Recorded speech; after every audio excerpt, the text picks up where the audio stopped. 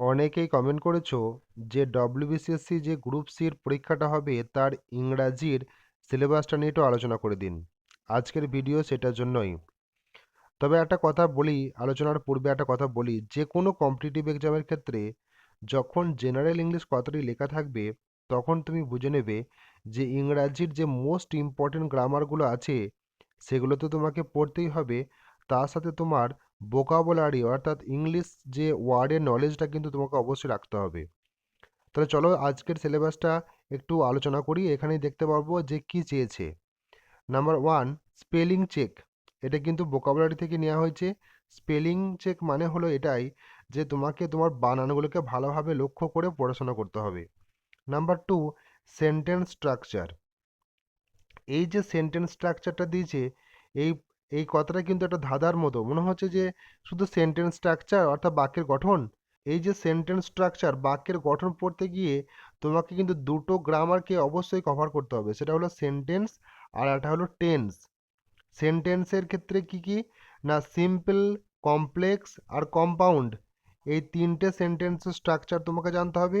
আর টেন্সের ক্ষেত্রে কিন্তু তোমাকে যে আমাদের তিনটে টেন্স আছে প্রেজেন্ট, পাস্ট এবং ফিউচার, এই তিনটে টেন্সের কিন্তু সমস্ত স্ট্রাকচার কিন্তু জানতে হবে, তবে কিন্তু তোমার এই সিলেবাসটা কভার হবে। Number three, grammar. গ্রামারের মধ্যে কি দিয়েছে, প্রিপজিশন দিয়েছে। প্রিপজিশন নিজে একটা বিরাট বড় চ্যাপ্টার এবং প্রত্যেকটা কম্পিটিটিভ এক্সাম থেকে প্রিপারেশন থেকে কোশ্চেন আসেই আসে।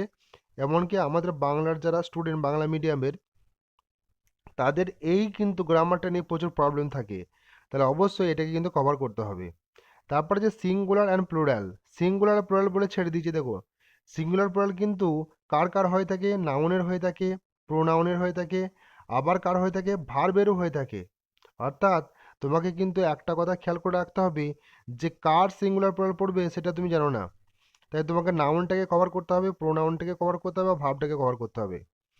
সিনোনিমস অ্যান্টোনিমস, এটা ভোকাবুলারি থেকে দিয়েছে যে একটা শব্দ শুধু পড়লে হবে না, সে শব্দের কি সমার্থক শব্দ আছে, সে শব্দের কি বিপরীত শব্দ আছে, সেগুলো কিন্তু অবশ্যই নলেজে রাখতে হবে।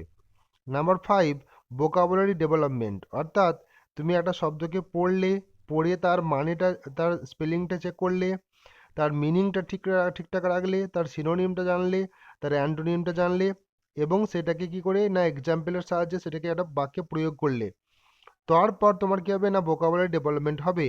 কারণ যদি কোনো একটা প্যাসেজ দিয়ে দেয়, কোনো একটা নিউজ পেপার প্যাসেজ দিয়ে দেয়, কোনো একটা গল্পের প্যাসেজ দিয়ে দেয়, কিন্তু সেটা তুমি পড়ে উদ্ধার করতে পারবে না যদি তোমার ভোকাবুলারি ডেভেলপমেন্ট না থাকে।